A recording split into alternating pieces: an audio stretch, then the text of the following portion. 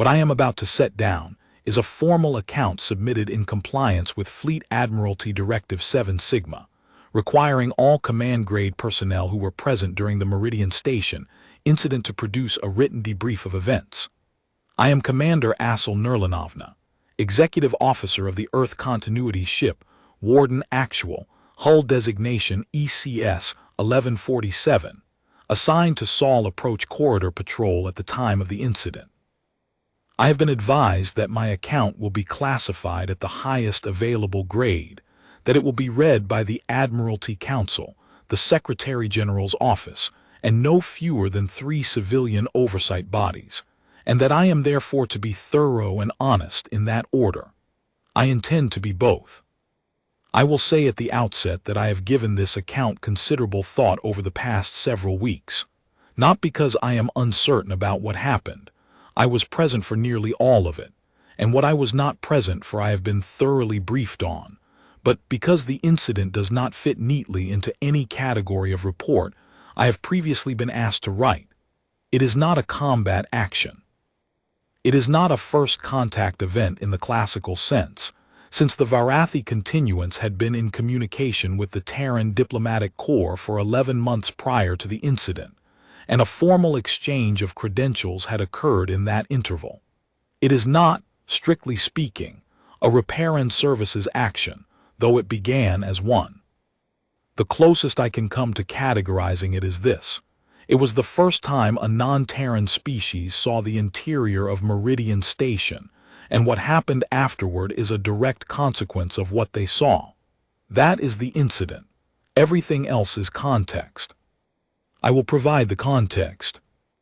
The Saul Approach Corridor is a cone of monitored space beginning at the heliopause and terminating at the L2 solar point, approximately 1.5 million kilometers from Earth's day side. The corridor exists because, in the years following our formal emergence into the broader galactic community, we learned quickly that the alternative to a managed approach route was a series of unmanaged approach events, several of which had produced outcomes we preferred not to repeat. Ships that crossed into Saul space uninvited now knew the consequences. Ships that used the corridor knew the protocols. The distinction had been, in my years on corridor patrol, almost entirely academic. We had seen Varathi freight convoys pass through on diplomatic registration. We had seen Hesari survey vessels on scientific waiver. We had seen 2 Drevak observation platforms, which had been turned around with considerable firmness, and a Velanthi long hauler that had gotten lost in a way no vessel with functional navigation had any right to be. We had not, in the 11 months since the Varathi diplomatic exchange, seen anything that required the kind of decision Fleet Admiral Akaffer ultimately made at Meridian Station. We had not, in other words, seen anything like the Keth Soreth. I received the first signal from Warden Actual's long-range array at 3:12 ship time on the 14th of March. The duty officer, Lieutenant Pieter Vance, flagged it to my cabin because it was broadcasting on the corridor's emergency relief frequency rather than the standard approach hail, and because the mass signature was consistent with something considerably larger than a freight convoy. By the time I reached the bridge, we had resolved the source well enough to see that it was a Varathi heavy cruiser class, the kind their navy designated as a line combatant, not a transport, and that it was moving at a fraction of the speed such a vessel should have been capable of, with an emissions profile that suggested its drive systems were operating at somewhere between 15 and 20% of rated output. It had a gaping wound in its portside hull that our sensors could read at this distance as a column of collapsed decking roughly 40 meters wide and running, by our estimate, through at least 6 internal sections. Something had struck it with tremendous force.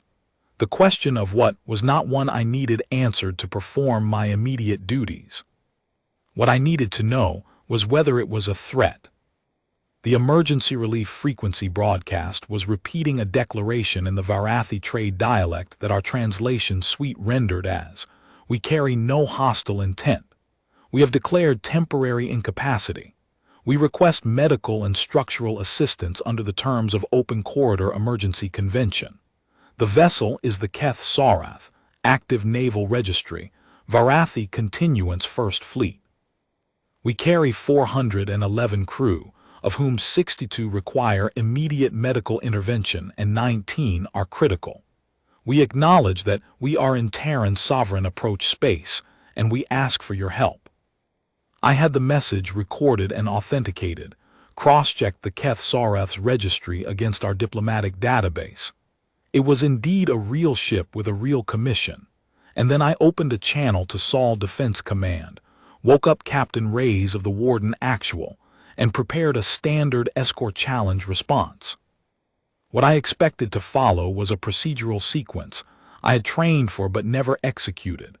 The challenge, the verification, the escort assignment, the slow crawl through the corridor to a designated holding position, and a lengthy discussion between diplomatic and military staff about what to do with a Navy ship of a foreign power requesting emergency assistance inside our sovereign space. What I did not expect was for Sol Defense Command to pause for 47 seconds and then tell me to escort the Keth Sarath to Meridian Station. Meridian Station. Not to the holding position at the L3 marker, not to the Hessari-built neutral service depot we had used for exactly this kind of situation twice before. Meridian Station, at L2, which was our primary deep space construction and maintenance facility, which was not on any map we had shared with any foreign party, and which I had, until that moment, assumed no non-Terran vessel would ever approach within several 100,000 kilometers of. I read the order back to the duty officer at Defense Command because I wanted to be certain I had not misheard it. He confirmed it. He told me that Fleet Admiral Akafor had been briefed and had personally authorized the routing. He told me that a team from the Diplomatic Corps was already en route to Meridian on an accelerated shuttle. He told me that I was to proceed at the Keth Sarath's best sustainable speed, maintain escort position, and facilitate communication with the Varathi commander as needed. He told me one other thing which I have thought about nearly every day since. He said, "Commander, the Admiral says to let them look." I did not know what that meant at the time. I hailed the Keth Sarath on the diplomatic channel and was answered after a brief delay by the ship's commanding officer. She identified herself as Shipmaster Arath Vel Orath, and her voice came through our translation suite with the particular flat urgency that I had learned to associate with someone who had been managing a crisis for a long time and was running low on the energy required to maintain their composure. She was not panicked. She was, I thought, very nearly past the point where panic was available to her as an option, which is a different and more serious thing. There was a quality in her voice that I can describe only as compressed, not small, but dense, the way a person sounds when they have been holding a great deal of weight for a long time and have stopped noticing the holding because the alternative is to stop. I told her that we were going to escort her to a repair facility. I told her the facility was equipped to handle her vessel's class of damage. I did not tell her anything else, because I had not been told anything else, and because I am not in the habit of speculating to foreign naval commanders in distress. She said in the trade dialect something that our translation suite rendered as, "We are grateful beyond the capacity of the phrase." And then she said, "We did not know if you would help us." I told her we were going to find out. The transit from the heliopause intercept point to Meridian Station at the Keth Sarath sustainable speed took a little over 9 hours. During that transit, I had time to do 3 things that are relevant to this account. First, I spoke with Captain Reyes about the routing decision, and we agreed that we understood why it had been made even if neither of us had been told explicitly. The Varathi continuance was losing its war with the Drevak ascendancy. They had been losing it for approximately 2 years, with a trajectory that most of the independent strategic analyses I had read suggested was not recoverable. The Drevak were methodical, resource-rich, and tactically sophisticated, and they had been dismantling the Varathi fleet engagement by engagement in a way that did not leave many intact heavy cruisers available to limp into neighboring sovereign space asking for help. The Keth Sarath was not just a damaged ship. It was evidence of how the war was going. It was evidence of how badly. Reyes and I did not speak at length about this. We were both corridor patrol officers, which means we had spent our careers managing the approach to a sovereign system that had chosen not to involve itself in its neighbors' conflicts. And we had both spent enough time reading intelligence summaries to know that the Drevak ascendancy was not a civilization that was going to stop at the Varathi continuance's borders when it finished with the Varathi continuance. Ray said only that the Admiral was playing a longer game than the one visible from the corridor. I agreed with him, and we returned to our respective duties. Second, I spoke again with Shipmaster Vel Orath at greater length, and began to understand what I was dealing with. She told me, with a reserve that I came to recognize as Varathi military dignity rather than evasiveness, that the Keth Sarath had been part of a covering action at a system called Veth Dorath, which I understood to be a major Varathi logistics hub. The covering action had not succeeded in the way they had hoped. Her ship had absorbed fire that had been intended for two others. She told me this without emphasis, the way you describe something you have processed past the point of needing to feel about it, and I understood from both the words and the manner of delivery that the two ships the Keth Sarath had covered were gone. She did not say so directly. She did not need to. She told me she had 62 crew in medical and 19. She was not sure she would still have by the time we reached our destination. She told me her drive chief believed they could restore perhaps 30% of standard drive output given adequate parts and time. She told me that her navigation officer had identified our system as the closest approach corridor belonging to a civilization with an established emergency relief convention, and that she had made the decision to use it, and that she hoped she had not overestimated the reach of the convention. I told her she had not overestimated it. She said, and this is a thing I have thought about since, in our convention, when a ship comes to you in this state, it is understood that you may ask things of them in return for the help. We accept that understanding. We are not in a position to refuse reasonable terms. I told her that we hadn't discussed terms yet. She said, I know. I am telling you because I want you to understand that we came here knowing we might owe something. We did not come as a vessel expecting charity. We came as a vessel that still has something to offer.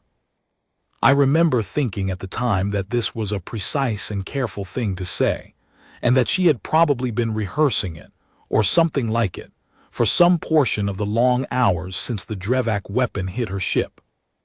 Third, I looked at everything we had on Meridian Station that was not classified above my clearance level, and I tried to construct in my mind what the Varathi crew was going to see when we arrived.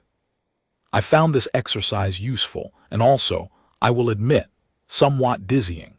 What Meridian Station had become in the past 7 years was not something I had ever needed to think about from the outside before. From the inside, from the perspective of someone who existed inside the Terran military structure, and knew broadly that we had been building and refining and expanding our capacity, the station was a fact of the landscape. You take it for granted when you live inside a plan.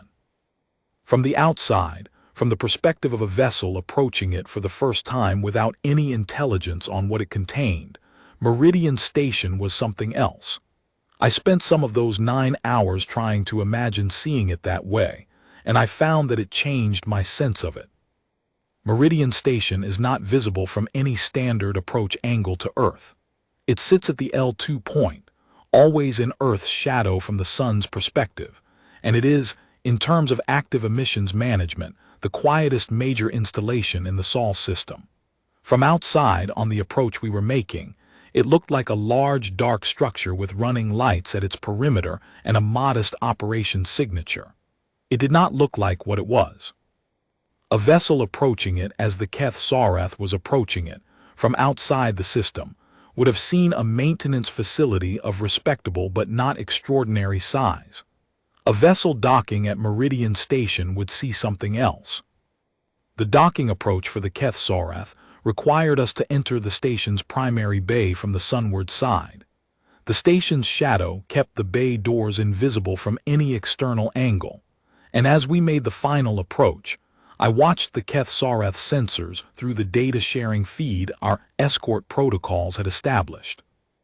I watched what she was seeing, because our escort protocols gave me read-only access to her navigation and sensor outputs, and because I wanted to know what it looked like from her station. The bay doors opened. The Keth Sorath had a standard Varathi military sensor suite, which was not a negligible piece of equipment. Their resolution at close range was sufficient to read hull plating configurations and weapon mount classifications with accuracy. What their sensors showed them when those doors opened was this: a bay approximately 4 kilometers long and 2 kilometers across at its widest, cut into the station's inner structure, with maintenance gantries running its full length on both sides. The gantries were large enough to accommodate multiple vessels simultaneously, and they were occupied. In those gantries were ships. Not all of them were finished. Several were in late stages of construction, their hull sections still open along dorsal lines, their drive cores in various stages of integration. Welding crews moved along the open sections on magnetic boot platforms, small bright points of light against the enormous dark curves of unfinished hulls. But enough of the ships in those gantries were finished, or close enough to finished, that their profiles were fully legible to any sensor suite capable of reading them. The Keth Sorath sensors read 11 heavy combatants in active maintenance bays, 3 in late-stage construction, and 4 that were clearly outside any classification standard. She would have had new hull forms, new silhouettes, configurations that the Varathi Strategic Database would not have had a category for. I know this because we subsequently obtained the sensor log through the diplomatic process and read it. Her system spent several seconds trying to assign classification codes to those 4 vessels, and returned on all 4, a notation our analysts later translated from the Varathi system protocol as no match, new type. There was a second bay. The Keth Sorath could see the door to it from her assigned berth. That door was closed. I do not know what was behind it. My clearance did not cover that information. I mention it only because Shipmaster Vel Orath mentioned it later in a way that suggested her sensors had been able to take some readings through the door's material, and that what they had suggested was large. She did not push on the point. She was, I had come to understand, a person who could tell the difference between a door being closed because the people on the other side of it had forgotten it was there, and a door being closed as a considered decision. She understood which kind of closed door this was. The Keth Sorath went quiet on all frequencies for 4 minutes and 22 seconds after the bay doors opened. This is not a figure I am estimating. I was watching the communications log in real time, and I counted. 4 minutes and 22 seconds in which nothing came across the diplomatic channel, nothing came across the standard hailing frequencies, nothing came across the emergency relief band she had been broadcasting on for the entire 9-hour transit. 4 minutes and 22 seconds in which, I can only assume, Shipmaster Vel Orath and her bridge crew were looking at their sensors and revising, very substantially, the picture they had formed of Earth. I did not hail her during those 4 minutes and 22 seconds. I thought about it and decided against it. She was not in distress. She did not need me to interrupt whatever was happening on that bridge. Whatever she needed to understand in that interval, she was understanding it, and it would be better understood without me in the channel asking if everything was all right.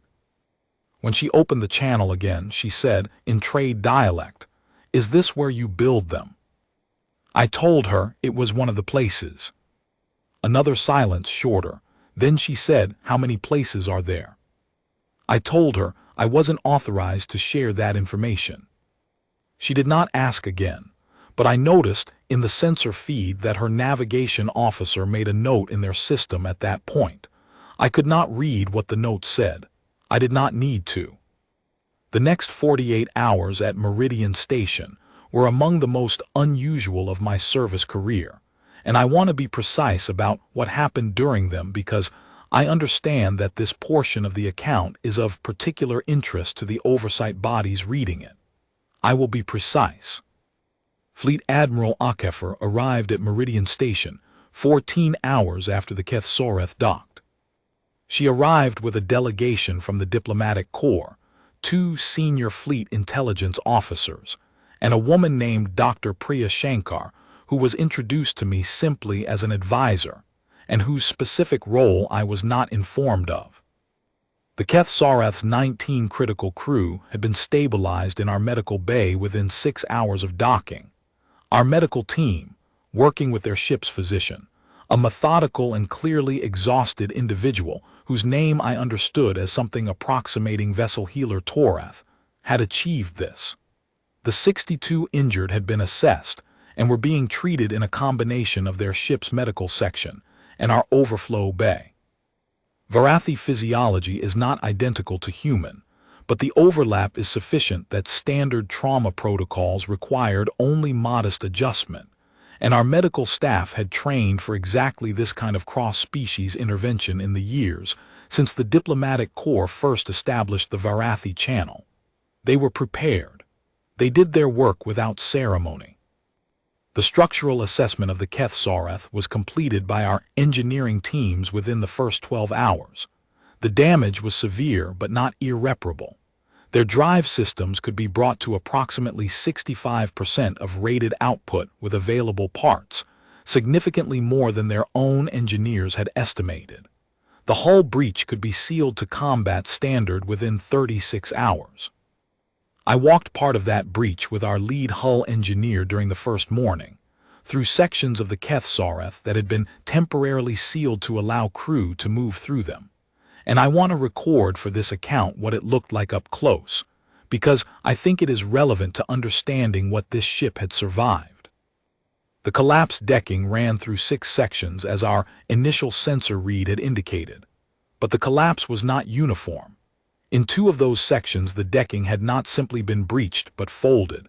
The structural members bent back on themselves in a way that spoke to a force applied not just outward from the impact point, but simultaneously inward from a gravitational component.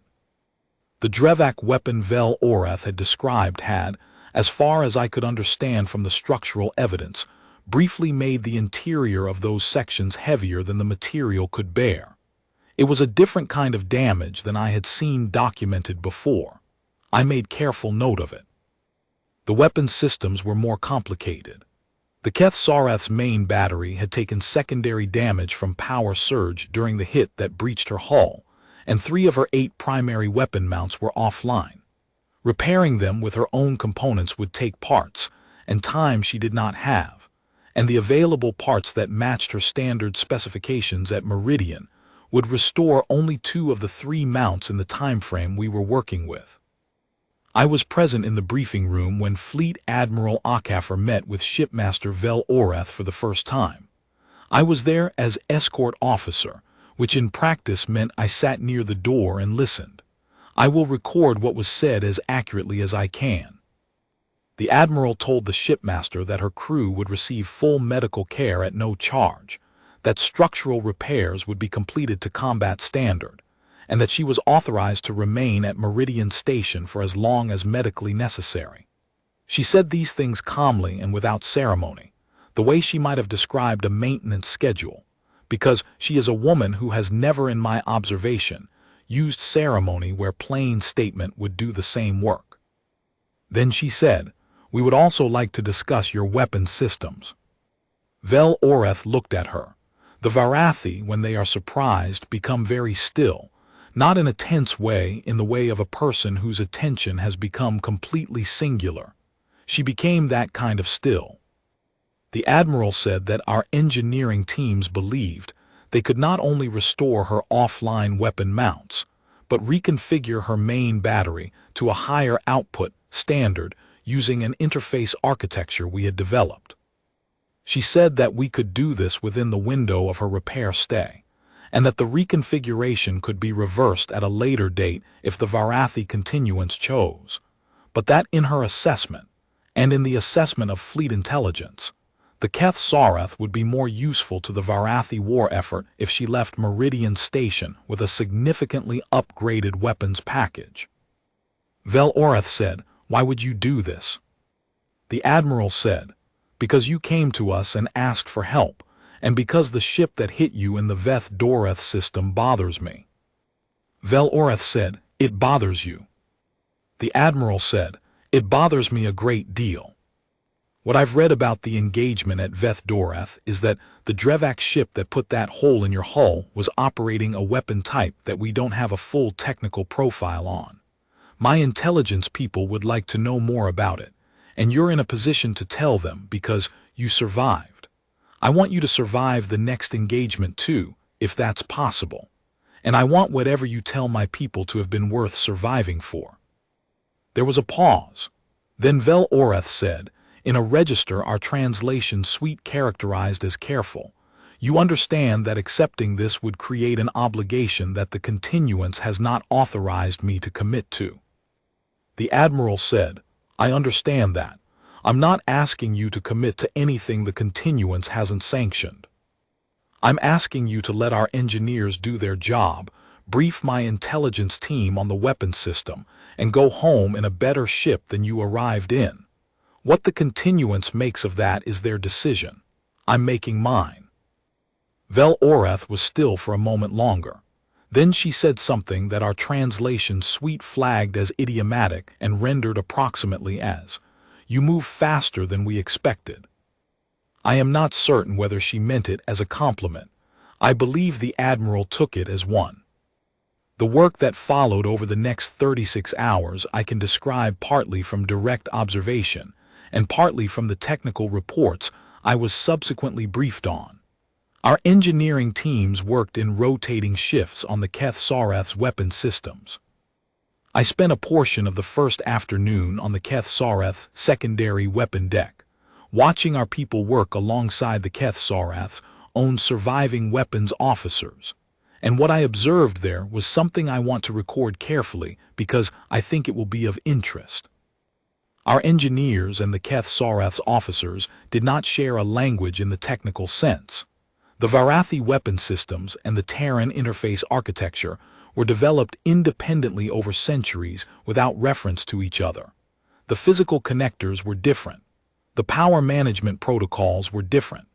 The targeting logic was built on mathematical frameworks that had different foundational structures. None of this stopped Commander Tatiana Bergstrom's team from integrating our architecture into their systems in 36 hours, which is a thing I watched happen and which I still find, on reflection, remarkable. What Bergstrom's people did was not translation. It was reconstruction. They looked at the Varathi system, understood its internal logic on its own terms, and then built an interface that spoke to it in that logic while delivering our output standards. I watched one of her junior engineers, a young woman named Specialist Sealho, spend 4 hours on a single power coupling node, running diagnostic sequences and making micro-adjustments with the focused patience of someone solving a puzzle that they find genuinely interesting. She was not frustrated. She was, as far as I could tell, having a good time. I asked Bergstrom at one point how her people approached a system that had no prior documentation in our technical libraries. She said that they had done their homework. Then, after a moment, she added, "Everything built by a civilization that survives long enough is built on consistent principles. Once you find the principle, the rest is engineering." She said this in the tone of someone stating an obvious fact. I noted it because I think it says something about the kind of people we have been building at Meridian, which is to say people who approach the unfamiliar not with the caution of those who fear being wrong, but with the interest of those who expect to be right once they've thought about it long enough. The intelligence debrief of Shipmaster Vel Orath and her surviving tactical officers ran in parallel to the engineering work. I was not present for those sessions. What I know about what was shared is only what was included in my subsequent briefing, which was partial. I know that the Drevak weapon system that had hit the Keth Sorath was a type that Fleet Intelligence subsequently designated as a deep penetration gravitational impactor, which is a name that tells you approximately what it does and approximately how alarming it was for our people to hear about it. I know that Vel Orath's tactical officers were thorough in their descriptions and that the intelligence team was satisfied. I know that Dr. Shankar, the advisor, was present for all of the intelligence sessions, and that she subsequently spent 6 hours alone in a room that I was not permitted to enter. The Keth Sorath was ready to depart on the morning of the 3rd day. I was on the Warden Actual's bridge for the departure, running the escort clearance protocols, when Vel Orath hailed me on the diplomatic channel. This was not part of the standard departure sequence. I answered. She said, "Commander Nerlinovna, I want to say something before we go." I told her I was listening. She said, "When we came into this system, I was trying to keep 62 of my crew from dying. I was not thinking about what we would find here. I was thinking only about whether you would help us or turn us away, and I was not certain of the answer, because we do not know you well yet. You are very new to all of this." I did not say anything, because I understood she was not finished.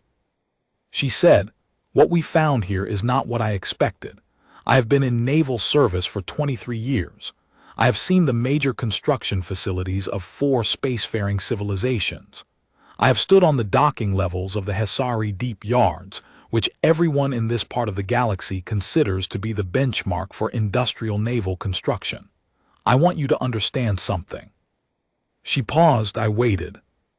She said, "What is behind your bay doors is not what is behind the Hesari deep yard doors. I do not mean this as a criticism. I mean that what you have built and what the Hesari have built are not the same kind of thing. The Hesari have built for a long time and they build well. What you have built is something different in a way that I do not have a precise word for in the trade dialect. In our own language the word is closer to, and here the translation suite gave me a flag indicating idiomatic complexity. The word is closer to the thing that changes what is possible, rather than the thing that is possible." I thought about that for a moment. Then I said, "We haven't been in a war." She said, "No, you haven't, and I have been thinking since I saw your bay about what that means. You have had all of this time, and you were not spending it on the things everyone else was spending their time on. You were spending it on something else." I said, "We were spending it getting ready." She said, "Yes, that is the word, that is precisely the word." There was a silence. Then she said, "We are going back to Veth Dorath." I said, "I know." She said, "The Keth Sorath will transmit a full record of what happened at Meridian Station to Continuance Fleet Command as required. They will see it. They will see your bay. They will see what your engineers did to our weapons systems in 36 hours. They will ask questions." I said, "What will you tell them?" She said, "I will tell them the truth, that you helped us, and that you were faster about it than anyone I have ever worked with, and that what you have behind those doors is not what anyone has been told to expect from Earth." I said, "What do you think they'll do with that?" She was quiet for a moment. Then she said, "I think they will send someone to talk to you, very soon. I think they will not want to wait." I said, "We'll be here." She said, "Yes, I believe you will." Then she said one more thing, and this is the thing I have thought about most in the weeks since. She said, "Commander, I have been in this war for 2 years. I have watched what the Drevak do to a system they decide they want. I have watched what they do to the ships that try to stop them, and to the ships that are too slow to get out of the way. I came here thinking I was coming for repairs, and I am leaving with something I did not know I needed, which is the knowledge that the galaxy is not yet decided. I did not know that before I saw your bay. I know it now." I said, "Go win your engagement, shipmaster." She said, "I intend to try. And then, after a pause that lasted long enough for the translation suite to log it as a deliberate interval rather than a technical delay, "Commander, one more thing." I said I was still listening. She said, "My drive chief tells me that the output restoration your engineers achieved is considerably beyond what our own teams estimated as achievable." He used a word in our technical dialect that translates approximately as the gap between what a thing should be able to do and what it turns out it can do when someone who understands it better than you do gets their hands on it. He said your people did not find that gap by accident. He said they knew where to look. I did not respond to this, because I did not know what the appropriate response was, and because I am not in the habit of commenting on what my engineering staff may or may not have known before they began a job. She said, "I will tell Fleet Command about the gap. I will tell them what your engineers knew before they started. They will also ask questions about that." I said, "We'll be here for those questions too." She said, "Yes, I believe that is increasingly clear." The Keth Sareth departed Meridian Station at 8:47 on the 16th of March. I watched her go on the Warden Actual's aft sensors, watching her drive signature, which was cleaner and stronger than it had been when she arrived, and her overall emissions profile, which had the particular density of a ship that has been properly serviced and knows it. She accelerated away from L2 at a rate that was significantly above what her initial damage assessment would have suggested possible, and I noted, significantly above what a ship at 65% drive restoration should have been capable of. I made a note to ask Commander Bergstrom about this later. Bergstrom told me when I asked that 65% had been a conservative figure and that the actual output, once the coupling architecture was integrated, had come out rather better than projected. She said it with the flat satisfaction of someone describing a calculation that had confirmed their model. I did not ask any further questions. Fleet Admiral Ackefer called me to her office at Meridian Station that afternoon, before she departed.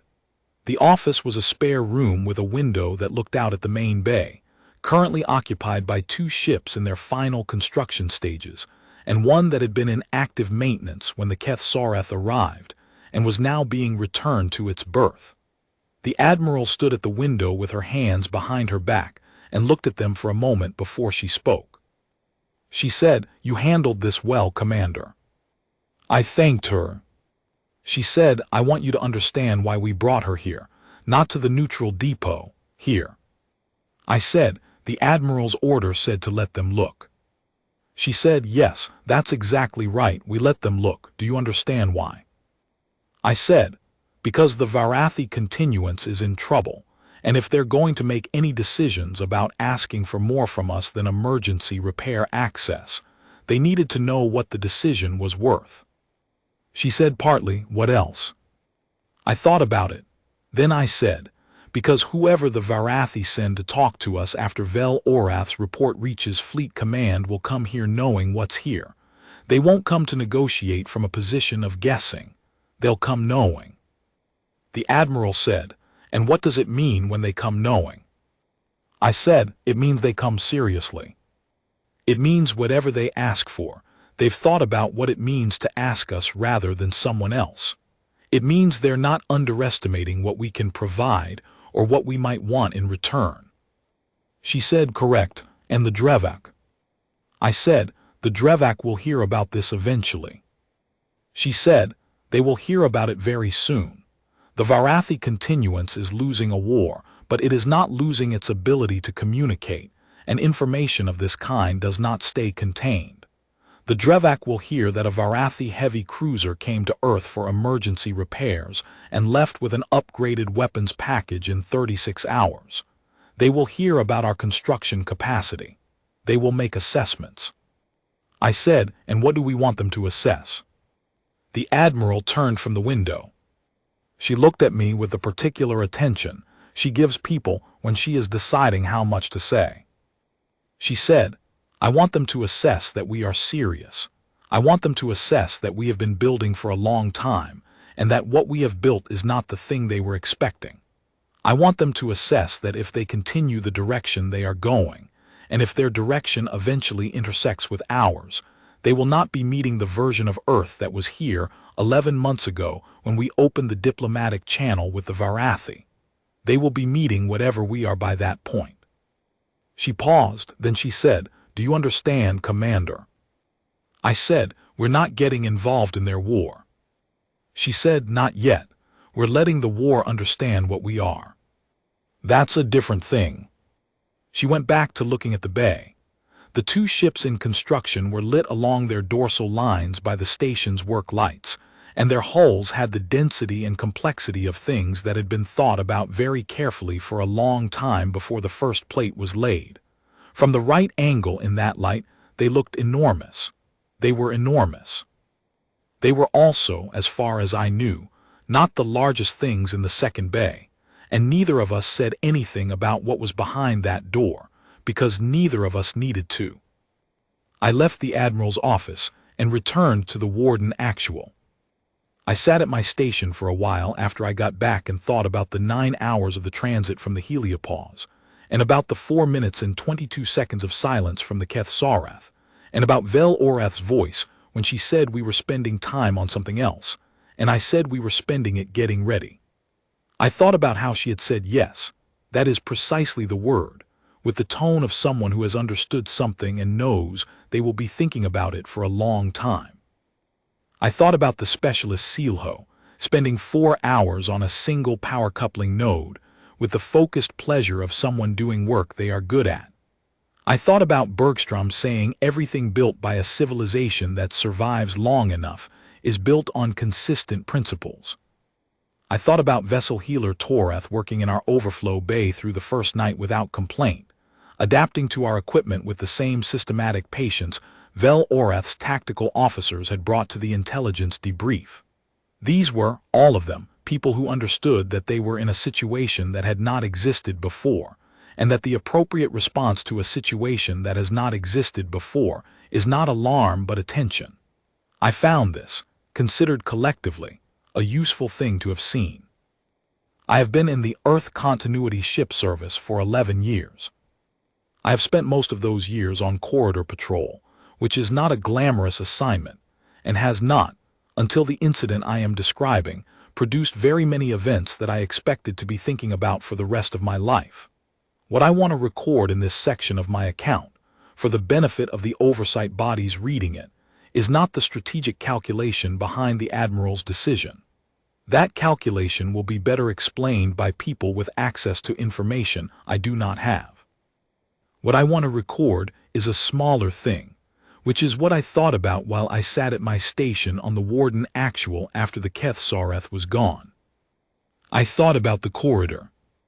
I have spent 11 years watching that corridor, checking registrations, running challenge protocols, escorting the occasional confused or troubled vessel to its assigned holding position. I have done this work carefully because it is necessary work, and I have not spent very much time thinking about what the corridor is for in the deepest sense. I assumed it was defensive. A way of controlling our approaches, maintaining our sovereignty, keeping unwanted visitors out and keeping ourselves, as a civilization, in a position of managed exposure to a galaxy that was larger and older and more complicated than we were. That was the face of it. That was what the corridor looked like from the outside, and I had been on the outside of that picture too long to see it from any other angle. The incident at Meridian Station made me think about this differently. The corridor is not only a defensive posture, it is also a gate, and a gate can be held shut, or it can be opened to the right person at the right moment, in a way that lets them see what you keep on the other side of it. For 11 years, I had been tending that gate with the understanding that my job was to keep things out. I had been correct about that as far as it went. What I had not understood, or had not let myself think about fully, because the thinking required a kind of confidence about what we were and where we were going that felt, from the perspective of a corridor patrol commander watching other civilizations' wars from a careful distance, like a thing that was not yet earned, was that the gate had another use. Shipmaster Vel Orath came through that gate expecting to find what she had been told to expect from Earth, which was a modest but capable civilization managing its neutrality carefully. She found something else. She found the reason the neutrality was manageable. She found what we had been doing while we watched, and did not get involved, and kept our corridor clean, and let the galaxy assume that our non-involvement was because we were not yet ready. We have been ready for a while. We have been choosing our moment. I understand this now in a way I did not understand it fully before, and I find it, and here I will note for the record that I am aware this is not standard debrief language, but I believe it is honest, and the directive asked for honesty. I find it, on reflection, something close to reassuring. The 11 years I spent at that gate were not years of waiting. They were years of the thing being built behind the gate. I was tending the door, others were doing the building. Both things were necessary, and they were happening at the same time, and it took Vel Orath's 4 minutes and 22 seconds of silence for me to understand how they fit together. The Varathi continuance sent their first formal delegation to Meridian Station 14 days after the Keth Sarath's departure. This is a matter of subsequent record rather than my direct experience, and I include it only to note that Vel Orath's prediction was correct about the timing. The delegation arrived on a diplomatic vessel, not a military one, and their lead representative presented credentials from the continuance's highest executive council rather than from Fleet Command, which the diplomatic corps subsequently told me was a meaningful distinction in Varathi protocol. They came to talk seriously. They came knowing what we had. What came of those talks is above my clearance level. I am told that the Keth Sarath fought at Veth Dorath again, approximately 3 weeks after departing Meridian Station. I am told that the engagement went differently than the previous one. I am not told the details. What I know is that after the second engagement at Veth Dorath, the rate at which the Drevak Ascendancy had been making its methodical progress through Varathi-held space became, by the assessments available to my clearance level, somewhat less methodical. The word that appeared in the intelligence summary I was cleared to read was the word stalled. I noted it. I am not in a position to make claims about causation. I am only recording what the summary said. I cannot say precisely what caused that change. I'm a corridor patrol officer, and I am not in a position to make strategic assessments at the level where the answer to that question lies. What I can say, because I was there, is that the Keth Sarath left Meridian Station in a different condition than it arrived, and that what Vel Orath had seen in our bay had entered into whatever calculation she made on the long transit back to Veth Dorath, and that she had fought differently as a result. Whether that was the weapon reconfiguration, or the knowledge of what we were building, or simply the understanding that something existed in the galaxy that was not what everyone had been assuming it was, I cannot separate these things. They were all present. What I can say is this. When the Keth Sarath came to our corridor broadcasting on the emergency relief frequency at 3:12 on the 14th of March, she was a ship that was losing.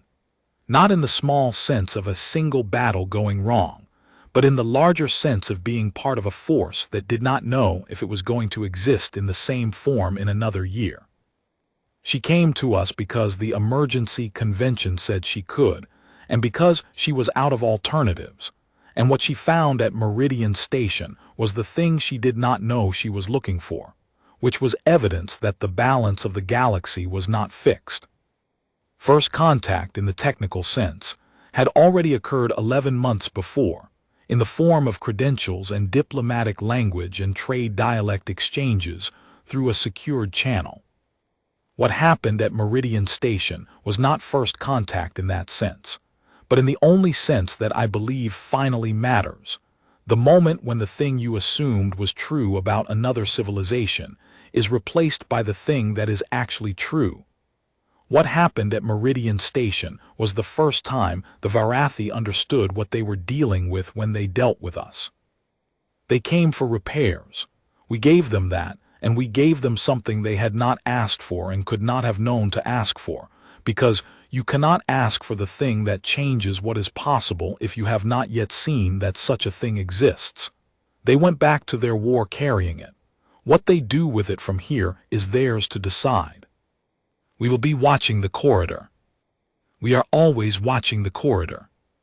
End of formal account. Commander Assel Nerlinovna, ECS Warden Actual, submitted this 16th day of April under Fleet Admiralty Directive 7 Sigma.